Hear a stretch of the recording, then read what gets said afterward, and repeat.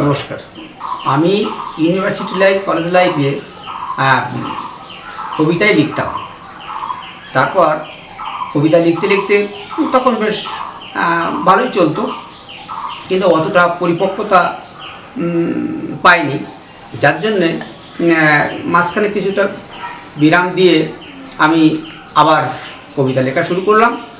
তখন কবিতাগুলো তখন বেকার জীবন, তখন কতটা প্রসার লাভ করতে হবে, দুঃখের কথা, ব্যথার কথা, এরকম ঘটনাগুলোই বেশি প্রকাশ পেত। যখন আমি স্কুলে শিক্ষকতা পেলাম, তখন আমার মন থেকে নতুনভাবে লেখা শুরু করলাম অমিত্রাক্ষর ছন্দে। তো অমিত্রাক্ষর ছন্দে লিখেছিলাম প্রায় 917 পৃষ্ঠা, কিন্তু সেখান থেকে কিছু বাদ দিয়ে আমি এখন এই অন্তর্যামী বইটি লিখলাম। এই বইটা অনেকেই পড়ে বলে একটু কঠিন হয়ে গেছে, আপনি যদি একটু সহজ করে লেখেন। তারপর আমি কবিতা একটু সহজ করে লেখা ধরলাম, তাতেও পাঠকবৃন্দ পড়ে অনেকেই বলতে লাগলেন যে যদি একটু গদ্যভাবে লেখেন তাহলে বেশি ভালো হয়। তো আমি তখন নভেল, উপন্যাস লেখা শুরু করলাম।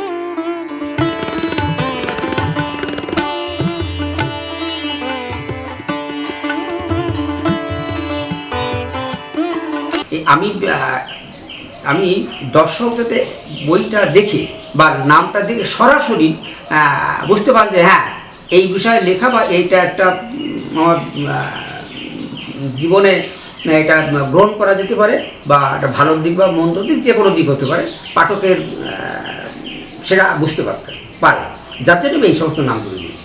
তবে অন্তর্যামী বহির্যামী বইটার নাম, এটা একটা অনেকে একটা গুরু রহস্য করে বলেছেন যে অন্তর্যামী কেন, কী করে হলো। আমি চিন্তা করলাম যে অন্তর্যামীটা বইটা লিখলাম এই জন্যে, নামটা দিলাম এই জন্যে যে বহু এই যে বিশ্ব ব্রহ্মাণ্ড বা বিশ্ব বা এই আজিকার জগৎ এবং আজিকার জগতে মানুষের যে চিন্তাভাবনা, তাদের যে মনের কথাগুলো আমি জেনে অন্তর্যামী বইটা লিখলাম। আর বহির্যামী কথাটা হচ্ছে বিশ্ব ব্রহ্মাণ্ডের যে কোথায় কীরকম কী আছে, আমি একটা কল্পনা করে সৃষ্টিতত্ত্ব বা বিশ্ব ব্রহ্মাণ্ড কীভাবে সৃষ্টি, তার একটা গূঢ় তত্ত্ব দিয়ে কল্পনা করে লিখি।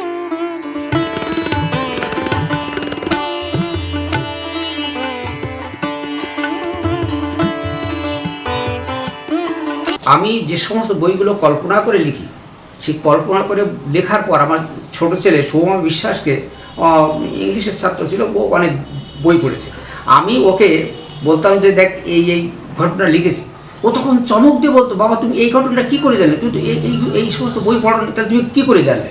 তো আমি ওকে বলতাম যে আমি এমনভাবে লিখতে চাই যেটা অন্যান্য বইপত্র না পড়লেও তাদের যে লেখা তত্ত্ব বা তাদের বিষয় তত্ত্ব আমি যেন জানি এবং সেইভাবেই লিখতাম।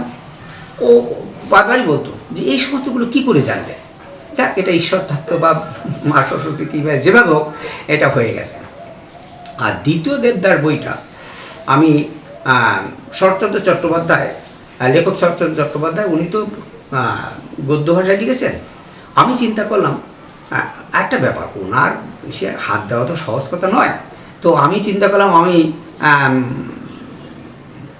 পদ্যতে লিখব, এবং পদ্যতে লিখে তারপর উনি নায়ককে করেছেন, মানে মারা গেছে নায়ক। আমি চিন্তা করলাম যে আমি তাহলে নায়ককে দুজনকেই মানে মৃত্যু পর্বটা দেখাবো। আমি সেইভাবেই লিখেছি। আর এটা একটা প্রেম তত্ত্ব বই আর কি।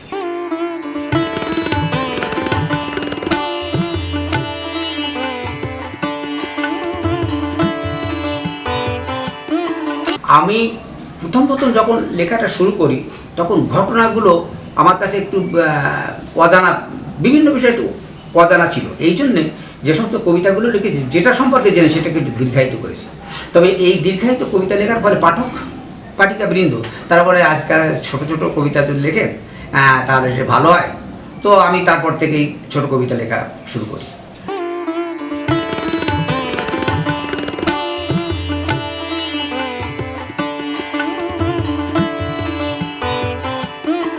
আমি যে অন্তর্যামী বহির্যামী বইটা লিখেছি তাতে এমন কোনো দিক নেই যে দিকটা আমি তুলে ধরিনি। অন্তর্যামী বহির্যামী বইতে সমস্ত দিক তুলে ধরেছি আমার বিশ্বাস। আর অন্যান্য কিছু আছে। আর অন্যান্য বইগুলো যেগুলো লিখেছি আমার সমাজের প্রতি একটা দৃষ্টি আছে, পরিবারের প্রতি একটা দৃষ্টি আছে, বিশ্বের প্রতি একটা দৃষ্টি আছে, এবং যেখানে কোনো ভুলভ্রান্তি পেয়েছি বা কিছু শেখার দরকার আমি সে জায়গায় সেই ভাবটা লিখেছি।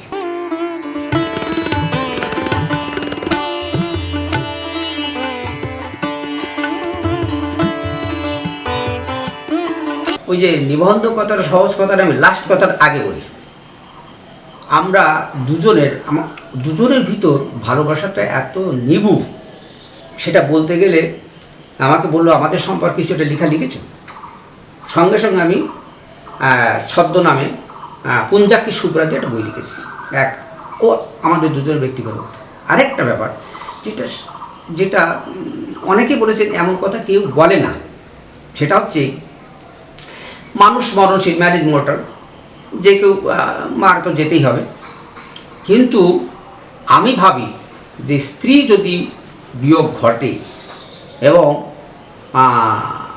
তাহলে আমার অবস্থা কী হবে, এই যে একটা ভাবনা, তখন আমার মনে হয় যেন যে স্ত্রী মারা গেলে তারপরে যে আমি কী করব, মানে আমি বড্ড অসহায় হয়ে পড়ব, এই একটা কথা আমার মনে হয়। যার জন্যই এবার চিন্তাভাবনা নিয়েছি যে লাস্ট আমার লেখাটা চলছে বর্তমান ও মানুষ, আর এরপর লিখব নারী, তারপর লিখব কল্পনা করে যে মানুষ স্ত্রী মারা গেলে তারপর সেই যে একটা ব্যথা বেদনা শোক সন্তাপ, মানে কিভাবে কি হতে পারে সকল মানুষের ভিতর, সেটা আমি নিজেই ভাবিত হয়ে এটা আমি তুলে ধরব।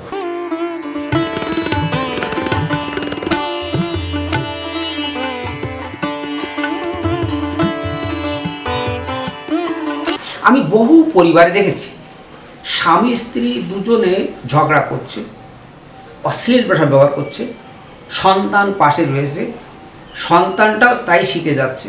কিন্তু এই যে ব্যবহারটা আমাদের যে ভবিষ্যতের মানুষ যারা, ভবিষ্যতের নাগরিক যারা, ওই সন্তান কী করছে, ওই সন্তান ভবিষ্যতে সেও এরকম শিখবে। তাহলে এইভাবে হতে হতে কি আমাদের পরিবারটা বা সমাজটা এরকমভাবে জঞ্জালে পরিপূর্ণ হয়ে যাবে, সেটা তো উচিত না, কাম্য নয়। কিন্তু এই যে তার প্রতিরোধ করা, সে সম্পর্ক আমি বইতে তুলে ধরি।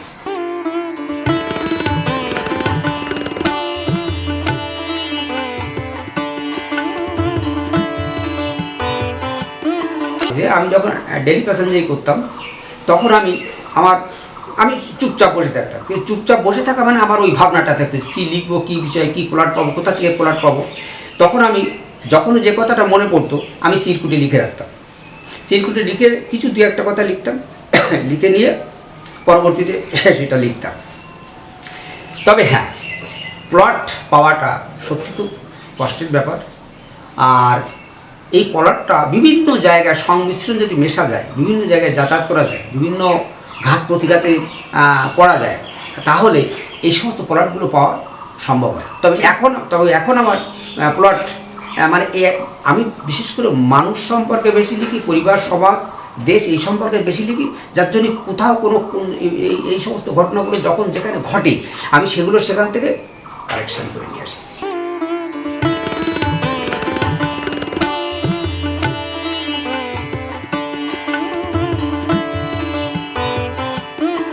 যখন দেখি আমি সবসময় চিন্তা করি পাঠকের বা দেশ সমাজ কী চাচ্ছে, আমি তারপরেই দেওয়ার চেষ্টা করি যে কোনোভাবে। আরেকটা কথা বললেন যে লেখকের দৃষ্টিভঙ্গি অন্যরকম, এটা তো বাস্তব কথা, এটা অবশ্যই বাস্তব কথা। কিন্তু বিভিন্ন জায়গা থেকে সেখান থেকে লেখক কোন দৃষ্টিতে সেটা দেখবেন এবং সেইটা নিয়ে তার মনের ভিতর নিয়ে তারপর তো সেটা লিখতে হবে। আর লেখকদের এমন একটা জিনিস, প্রত্যেক মানুষের মননশীল, চিন্তাশীল বিভিন্ন দিক, সাইকোলজিক্যালি দিক, এগুলো দেখে আমার নিজের ভিতর সব মানে কি ভাষায় বলতে মানে নিয়ে সেটাকে নিজের ভাষায় আমি লিখি।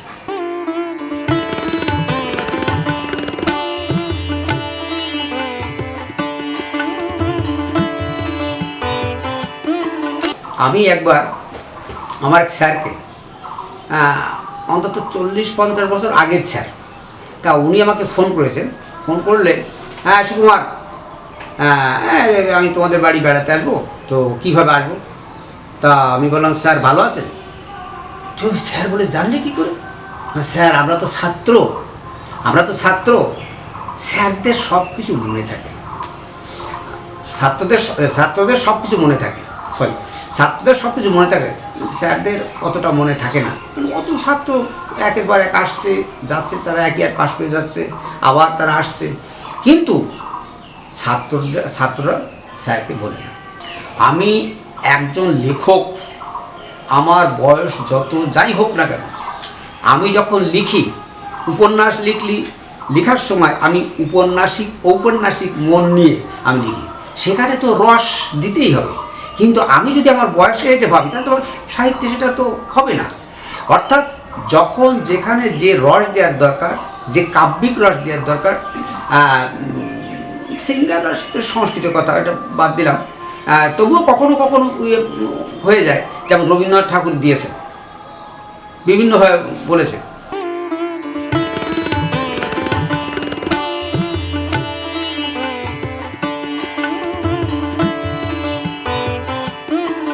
সময়ের সাথে সাথে আমি এগোই, যার জন্যই বলেছি, আমি লিখেছি নবজাগরণের দরকার।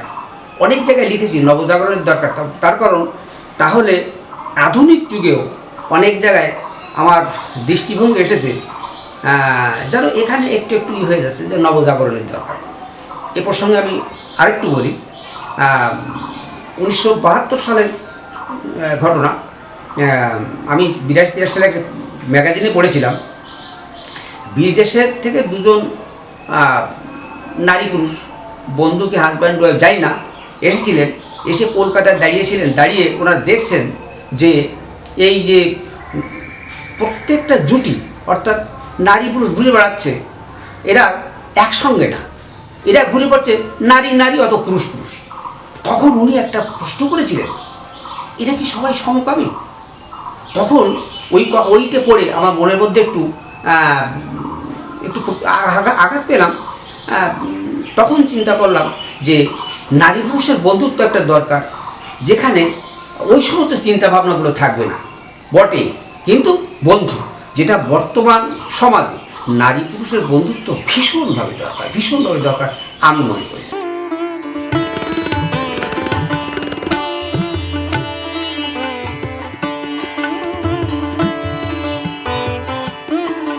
লিঙ্গভেদের কথা বলেছেন। আমি অন্তর্যামী, বহির্যামী বইতে এবং বহু জায়গায় বইতে লিখেছি যে মানুষকে এক লিঙ্গ ভাবতে হবে।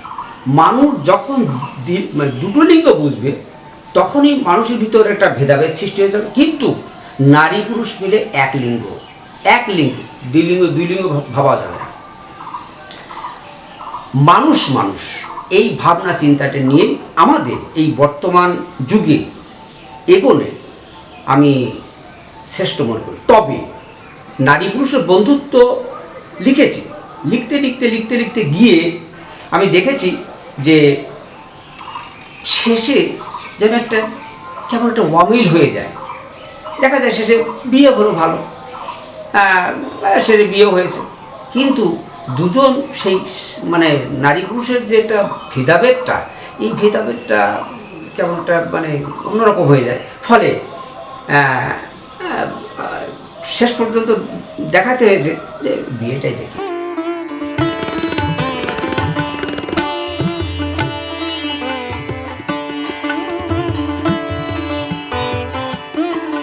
লেখক যখন উপন্যাস লেখেন, তখন যেখানে দুঃখের কথা, তখন লেখককেও কাঁদতে হয়। এবং আমিও বহুবার কেঁদেছি, কেঁদে লিখেছি, ফুপিয়ে কেঁদেছি, তবুও লিখেছি। কারণ যেখানে ব্যথা বেদনা, সেখানে তো সেটা দিতেই হবে, সেখানে চোখের জল আসবেই। এবং সাধারণ ব্যাপার এইটার, আর যেটা নাম্বারটার ব্যাপারে আমি যা মনে করি যে আমার লেখাটা যেভাবে চলছে, বিভিন্ন শিক্ষিত মহলের নিকটে, যেমন শিক্ষক মহাশয় বা বিভিন্ন অফিস আদালতের বিশিষ্ট ব্যক্তিগণ, তাতে আউট অফ 10 6 পাওয়ার যোগ্য।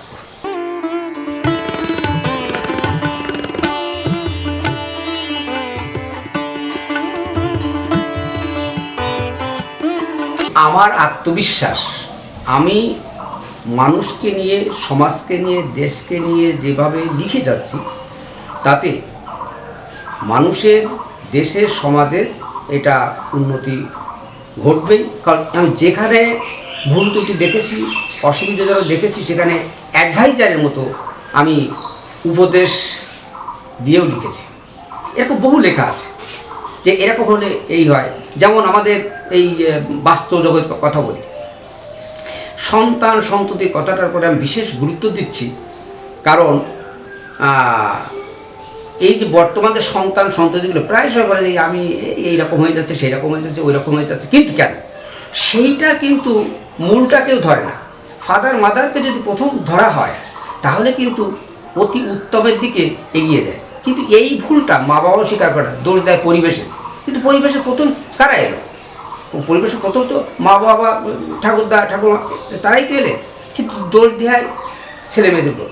এই ছেলেমেয়েদের গঠনটা এবং তাদের তৈরি করাটা যেন কোথায় একটু গোলমাল থেকে যাচ্ছে, এটা আমার বারবার মনে হয়। এইটা একটু জনগণের সতর্ক হওয়া উচিত। যার জন্যই দেখা যায় আজকাল বিভিন্ন ধরনের ছেলে মেয়েদের বিভিন্ন রকমের পেশায় যাচ্ছে, বিভিন্নভাবে এগিয়ে যাচ্ছে, কিন্তু ভালো পেশাটায় খুব কমই যাচ্ছে না, বলবো না যাচ্ছে। তবে সব ছাত্রছাত্রী এরকম নয়, সব পরিবার এমন নয়, এটা বাস্তব কথা। কিছু কিছু পরিবার সেগুলোকে পরিবর্তন করার দরকার।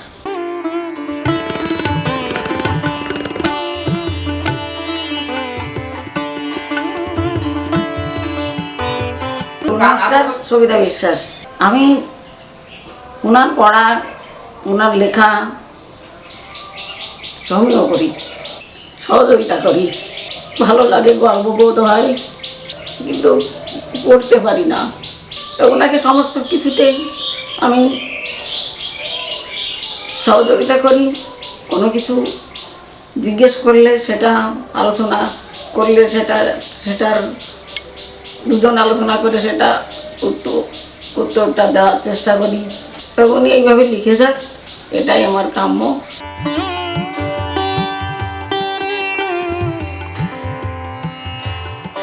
প্রতিজ্ঞা, হোক দুর্গম, হোক দুর্জয়, হবে তবু জয়, নাহি ভয়। আসুক ভ্রান্তি, আসুক ক্লান্তি, তবু থামবো না, বাধা মানব না। চলবো সে পথ, করিতা শপথ, হোক দুর্গম, হোক দুর্জয়, হবে তবু জয়, নাহি ভয়। আসুক ঝঞ্ঝা, আসুক দুর্যোগ, তবু থামবো না, বাধা মানব না। ধ্রুব সত্য, হবে নিত্য, হোক দুর্গম, হোক দুর্জয়, হবে তবু জয়, নাহি ভয়।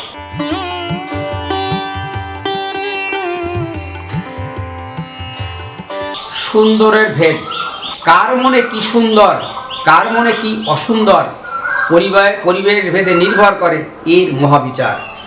অভাবী বলে উপোস করে থাকা কত না সুন্দর, ব্যথার চিৎকারে ব্যথি বলে কিছু ব্যথার সুন্দর।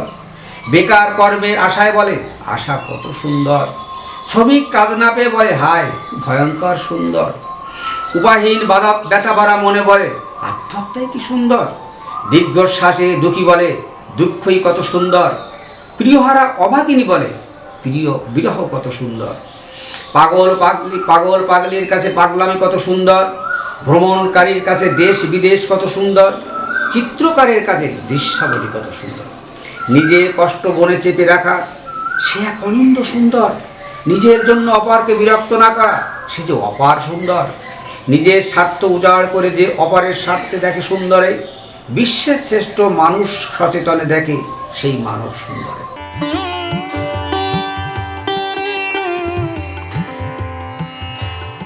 শিয়রে দাঁড়িয়ে, অনাহার যদি আসে আমাদের শিয়রে, কি ধন দিব যতনে উহার আহারে। মৃত্যুর ভিক্ষা যদি মাগে তোমারে, রিক্ত হস্তে ফিরাবে কি উহারে। ও যে নিতেই জানে দিতে জানে না কভু, এটাই কি তোমার নীতি, জানি না তা প্রভু। জ্বলন্ত পেটে যদি বাচ্চারা যাচে আহার, কি তুলে দেব ওদের জীবন বাঁচার? আখির জলে ভাসিবে নাকি অন্নদাতার হৃদয়তল? পৃথিবীতে ও কেঁপে উঠবে নাকি নীরবে সাগরতল?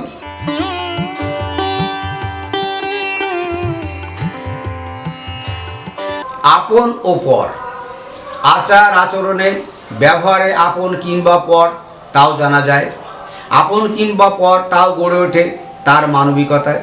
বলা যায় এমন মানবিকতায় আপন পর হয়, আবার পরও আপন হয়।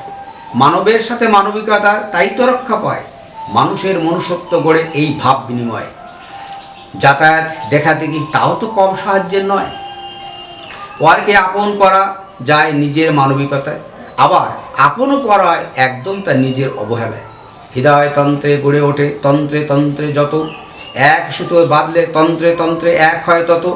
আর যদি তন্ত্রে তন্ত্রে গোজামিলে কোনো থাকে, সেটাই আপন ও পর হয় না ঘটনা প্রবাহে। মানুষের মানসিকতায় হচ্ছে তাই আপন পর। একটুখানি স্নেহ ভালোবাসায় গড়ে ওঠে আপন কিংবা পর। আপনজনেরা কেন আজ হয়ে যাচ্ছে পর, হচ্ছে কেন দূর? অমানবিকতা অমনুষ্যত্ব তার সাথে হৃদয়ে যাচ্ছে, হৃদয় হচ্ছে নাকি কঠোর?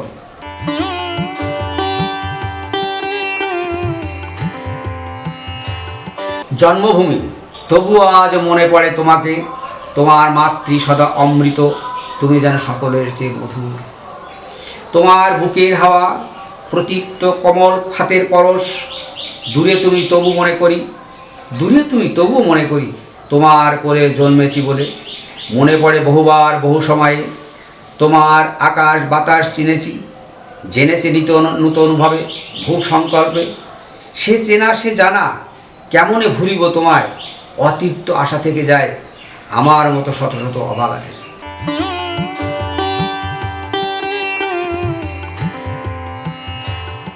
খাঁটি মানুষ, বিচিত্র এই বিশ্বদামে খাঁটি কারা, তাহা তুল্যমান। খাঁটির নির্বাচনে তাহা বড়ই সমস্যামান।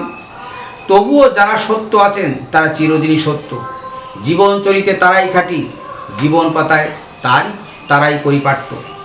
সারা জীবন তারা বেঁচে থাকেন নিয়ে মান সম্মান, ঊর্ধ্বে তারা নিযুক্ত থাকেন তাদের কর্মে জীবন মান। দেশ কল্যাণ বটে তারা, সমাজ কল্যাণেও তারা, মানব কল্যাণে আত্মোৎসর্গ জীবন ভরেই তারা। খাঁটি মানবের আদর্শ দ্বারা তাদের চিত্তধারা, সৎকর্মের পথপ্রদর্শক নিয়ম শৃঙ্খলে তারা। ভুল আদর্শে চলে যারা তারা এলোমেলো, বুঝতে তাদের কঠিন হলেও ভাবায় দুর্বিষহ। জ্ঞান গরিমায় দেখলে তাদের একটু চেনা যায়। অন্ধকারে ডুবিয়াছে তারা বুদ্ধির দৈন্যতায়। অন্ধকারে আলোদান বড়ই কঠিন তাহা, জ্ঞানের অঙ্কুরে ডুবিয়ে দিলে তবে সাধ্য তাহা। তাই অঙ্কুরদানে মাতা পিতা মহামূল্যবান, তাই হোক মূল্যবান, তাই মূল্যবান।